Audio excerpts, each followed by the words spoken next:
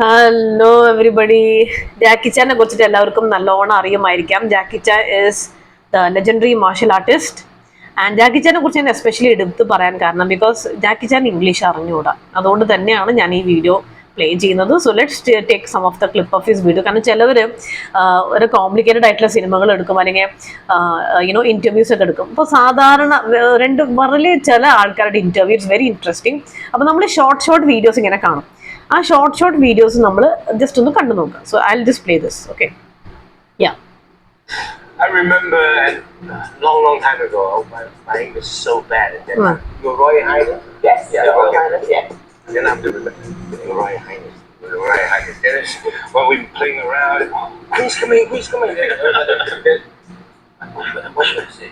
Then I see the Queen, stop, so quick. അതിൽ പറയണത് ഒരു പാലസിൽ പോയി, അപ്പോൾ അവിടെ രാജകുമാരി വരുന്നുണ്ട്, ദ ക്വീൻ ഇസ് കമ്മിങ്. അപ്പൊ ആ സമയത്ത് എന്തോ റോയൽ ഹൈനസ് എന്നുള്ള വാക്ക് നമ്മളിവിടെ പറയണം. അപ്പൊ ആള് ആലോചിക്കണം വാട്ട് ഷുഡ് ഐ സേ. അപ്പൊ പെട്ടെന്ന് നമ്മൾ പറയണം യുവർ റോയൽ ഹൈനസ്. അപ്പൊ ആൾക്ക് ആ വാക്ക് കിട്ടുന്നില്ല. അതിന്റെ ഒരു വീഡിയോ ആണ് നമ്മൾ കാണുന്നത്.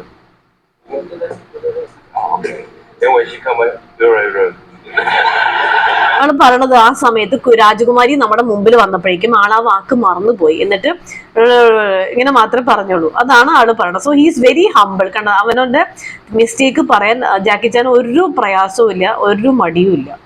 Let's see another one. You're not a huge, I mean, in Russia, folks are hugely successful, but you're not the biggest fan of those movies. Because on the set, I don't understand. The English is so fat. Okay, let Jackie say that. That's what? Let him say it. That's what? Then after I say it, everybody laughing. I still don't understand what's.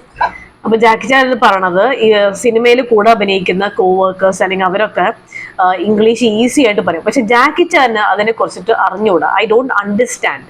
India ചോദിക്കുന്ന ആൾക്ക് ചിലപ്പോൾ English വളരെ fast ആയിരിക്കും. പക്ഷെ ജാക്കി Chan English പറയുമ്പോൾ നിങ്ങൾ ശ്രദ്ധിച്ചിട്ടുണ്ടാവും, it's very slow and very easy to understand. Okay,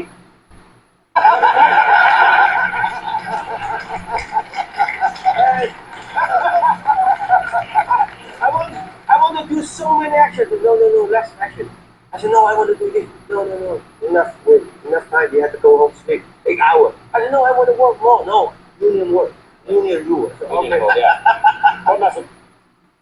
അപ്പോൾ ഇതില് ബേസിക്കലി ഞാനിവിടെ പറയാൻ ഉദ്ദേശിച്ചത് Jackie Chan is one of the most legendary martial artist. അപ്പോൾ ജാക്കി ചാൻ ഇംഗ്ലീഷ് അറിയില്ലെങ്കിൽ then you don't have to worry. നമുക്ക് ഇംഗ്ലീഷ് അറിയില്ല എന്നൊന്നും വറി ചെയ്യേണ്ട കാര്യമില്ല. We have enough time to learn English. Alright. അപ്പോൾ നമ്മൾ കുറച്ച് വീഡിയോസ് കണ്ടു അല്ലെ, അതായത് എങ്ങനെ ഒരു ടോപ്പിക്കിനെ കുറിച്ചിട്ട് സംസാരിക്കണം. ഓക്കെ, എങ്ങനെ അതിനെ എപ്പോഴും ഒരു 4 പാർട്സ് ആയിട്ട് ഡിവൈഡ് ചെയ്യാം. ഓക്കെ, ആദ്യത്തേത് ഞാൻ പറഞ്ഞ മാതിരി തന്നെ ഞാൻ അതിൽ പറയുന്നുണ്ട് എങ്ങനെ ചെയ്യേണ്ടത്, നിങ്ങൾ ആ വീഡിയോ കണ്ടാൽ മതി.